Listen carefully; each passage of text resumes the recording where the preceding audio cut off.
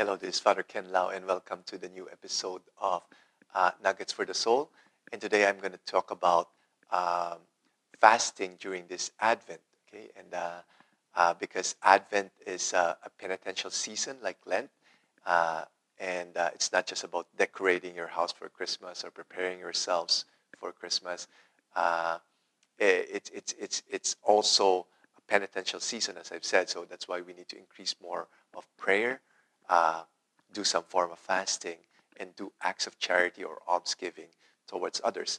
I've been doing Exodus 90 for 80 plus days now, and I'm journeying with 10 men.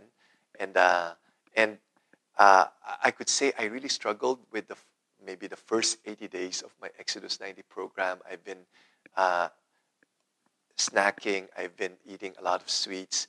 Uh, I've been uh, I've been binging at night, with some snacks there, and so I want to continue with my fasting even after my Exodus 90 program, which ends on December 8th.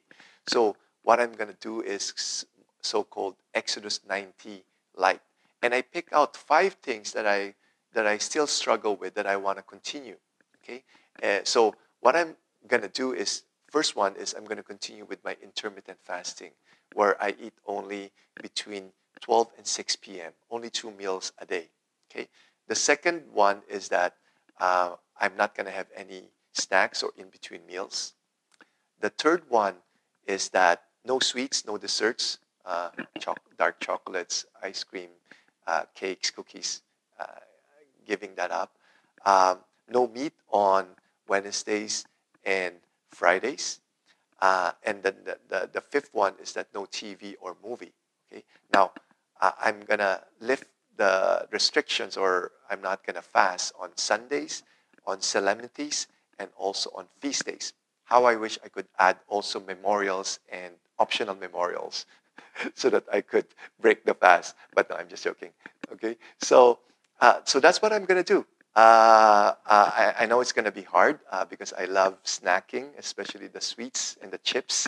And so I'm going to ask for that grace. And I do believe that during Advent, there's a special grace given to us. So what's the advantage of fasting? There's so many advantages of fasting. I'm just going to mention a few. One is that we'll be able to mortify the appetite of the flesh. The second one is that we will be able to be more attuned to the Holy Spirit, okay? Because if the flesh weakens, the Spirit gets stronger. Another thing is that we will be able to detach ourselves from things that we're attached to, so that we'll be able to draw ourselves closer to God, okay? And another thing is, by fasting, you're learning to die to yourself so that you'll be able to love God and love others better. And the last thing I think is that by fasting, we will hunger and thirst for God more. So that will prepare us for this Advent and also for this Christmas. And I truly believe, despite this pandemic, we have a choice, okay? Whether we want to have this Advent and this Christmas the best Advent and Christmas of our life, okay? So we need to be proactive, okay? So I do hope that you do some form of fasting. You don't need to follow what I'm doing.